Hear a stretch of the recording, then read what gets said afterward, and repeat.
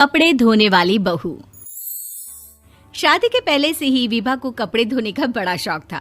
कभी नल के नीचे तो कभी तालाब के पास। अरे मेरी नीली वाली लुंगी नहीं दिख रही है। विभा की अम्मा, कहाँ रखी है लुंगी? अरे वो तो विभा ने परसों ही धोकर रखी थी आपकी अलमारी में, देखो वहीं होगी। वो ना मैंने आज धो दी, मुझे लगा कि गंदी हो गई होगी। अरे कैसे गंदी हो गई थी? उसे तो मैंने पहना भी नहीं। हे भगवान, इस लड़की के कपड़े धोने की आदत से परेशान हो गया हूँ मैं। जितना तो घर में राशन नहीं आता, उससे कहीं ज्यादा डिटर्जेंट पाउडर का खर्चा है। इसकी शादी करवा दो, शादी जाए अपने घर में ही करे काम, फिर चाहे घर के कपड़े धोने हो या पूरे गांव के। हाँ ठीक बोल रही हो, देखता हूँ मैं कोई लड़का। वो दिन भी आ जाता है जब विभा को देखने लड़के वाले आ जाते हैं। लड़की मुझे अच्छी लगी। होने वाली सास कहती है, बेटी अगर कुछ पूछना है तो पूछ लो। वैसे तो हमारी लड़की बहुत ही शर्मीली है, जो बोल दो वो मान लेती है, इसे क्या पूछना होगा। अरे कैसी बात कर रही हो माँ, मुझे इन लोगों के घर रहना है, सवाल तो कई है।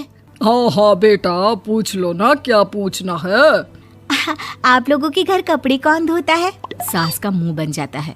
देखो, अगर तुम ये कहना चाहती हो कि तुम्हें कपड़े धोने नहीं आते तो सुन लो, कपड़े मैं ही धोती हूँ, लेकिन तुम्हारे आ जाने के बाद मैं रुमाल तक नहीं धोऊंगी। अरे चुप रहना भाग्यवान, बहू बेचारी घर आई नहीं, उसे डराना शुरू कर दिया।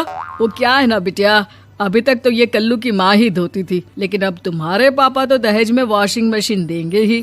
तभी विभा की माँ बोल पड़ती है, सवाल भी पूछा तो क्या। वैसे भाई साहब, मशीन की तो फिर भी कपड़े धोने की कैपेसिटी होती है। मतलब जो बिटिया दे रहे हैं ना विभा, इसे कपड़े धोने का बहुत शौक है। ये आप लोगों के क्या, आस पड़ोस गांव मोहल्ले सबके कपड़े धो दे और उफ तक ना करे। बाहर देखा नहीं आपने कितने कपड़े सूख रहे हैं?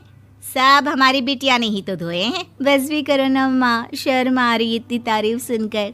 और तो और एक दाग निकाल कर दिखाओ तो मान जाऊं। हाँ अच्छा, माफ करना बेटा, मैंने गलत समझा। हमें तो रिश्ता बहुत पसंद है। और ऐसे जुड़ जाता है रिश्ता कपड़े धोने का शौक रखने वाली विभा का। उसकी शादी हो जाती है कोयला फैक्ट्री में काम करने वाले कल्लू के साथ। शादी के बाद अचानक विभा चिल्लाती हुई सास के पास आती है। सासू माँ, अरे सासू माँ कहाँ है आप? ये तो धोखा है, धोखा दिया आप लोगों ने मुझे।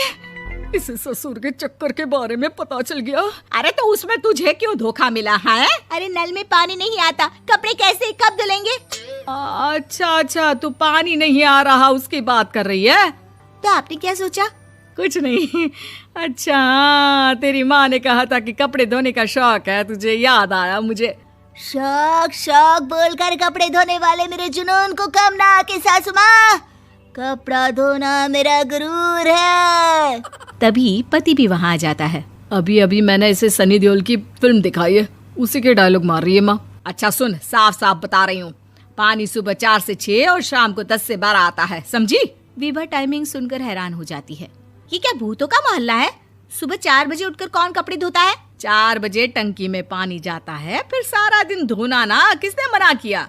अरे कैसी बात कर रही हैं? 200 लीटर की टंकी में कितने कपड़े धो लूंगी मैं? सुबह ही उठ जाऊंगी मैं। अब क्या था, विभा सुबह 4 से लेकर रात के 12 बजे तक कपड़े ही धोती रहती। एक रोज सास पड़ोस से निकलकर कहीं जा रही होती है कि साथ वाली कहती है, हाँ कल्लू की माँ, जरा ये बताओ कि 2 साड़ी है, 2 ब्लाउज और एक पेटीकोट और एक नाड़े वाला लंबा कच्छा। हाँ तो? अरे तो क्या, कितना लोगी धुलाई ये बताओ। धोबन दिख रहे हैं हम क्या? हमारे पति सरकारी नौकरी से अभी रिटायर हुए हैं और बेटा सुपरवाइजर है कोयला फैक्ट्री में। धोबन समझ रखा है हमें? हाय रे कल्लू की अम्मा, माफ कर दो, वो तो मोहल्ले में यही सब बता रहे थे कि तुमने बहू को कपड़ा धुलवाने के काम में लगा दिया है। सास को पड़ोसन की बात सुनकर गुस्सा आ जाता है। वो घर पहुंचती है जहां घर के बाहर ही इतने सारे कपड़े सूख रहे होते हैं जितने कि किसी धोबन के घर पर। अरे ओ कल्लू की दुल्हन, बाहर निकल। माँ जी यहीं आ जाओ, बाथरूम में चादर धो रहे हैं हम। अरे अभी हम धोते हैं, तुमको बाहर निकलो। ये आस पड़ोस वाले बोल रहे हैं कि हम बहू से कपड़े धुलवा कर उसे कपड़ा धोने वाली बना दिए हैं। अरे छोड़ो ना माँ जी, किन लोगों की बातों में आती हो? आस पास के लोगों का तो काम ही होता है कि वो किसी तरह सास बहू को लड़ा दे। बहू सारे घर के कपड़े धोती है, ये क्या कम है? बोलिए। सास को भी लग जाता है कि वो बहू का ये सनकीपन नहीं छुड़वा सकती, इससे अच्छा है कि खुद ही चुप हो जाए। एक रोज सास और बहू मंदिर जाते हैं, जहाँ सास की साड़ी वहाँ खड़ी भीख मांगने वाली से मिलती है। माँ जी क्या बात है, आपकी साड़ी उस भिखारन से कितनी मिल रही है ना? हाँ हाँ देखो तो, दोनों की साड़ी मिल रही है। क्या बात है कल्लू की अम्मा, तुम खुद को तो अफसर की बीवी बताती हो और ऐसी सिंपल सी प्लेन साड़ी पहनकर घूमती हो। सिंपल और प्लेन नहीं है ये साड़ी। तो क्या सोने के धागे से फूल बने हैं?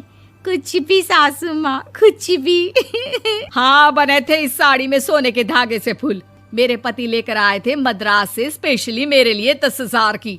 ताहे भाई साहब इस भिखारन के लिए भी सेम टू सेम साड़ी लेकर आए होंगे 10,000 की। सास उस वक्त तो कुछ नहीं कहती, लेकिन बहू के साथ घर आती है और अलमारी से एल्बम निकाल कर लाती है। ये साड़ी देख रही है, ये वही साड़ी है जिसे मैंने अभी पहना था। इस साड़ी में ये जो चमकदार फूल दिख रहे हैं ना, ये सोने के धागों से काटे गए हैं। लेकिन तू लोकल वॉशिंग मशीन ब्रश से घिस घिस कर सारे फूलों को निकाल कर साड़ी प्लेन कर दी। मुझे माफ कर दीजिए सासू माँ। और तो और, जब मैंने तुझे तेरी गलती के लिए कुछ नहीं कहा, लेकिन तूने तो सबके सामने मेरा मजाक ही बना दिया। क्यों? बहू को समझ में आ जाता है कि अब से उसका कपड़े धोना बंद।